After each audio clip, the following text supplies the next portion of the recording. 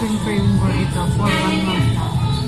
Kasi naman, those burrito videos of Taco Bell, whatever Taco places dun sa US, lagi siya nag-appear sa FYP ko. Kasama nila. And because of that, 1 month na ako nag-prepare for this one. Good thing.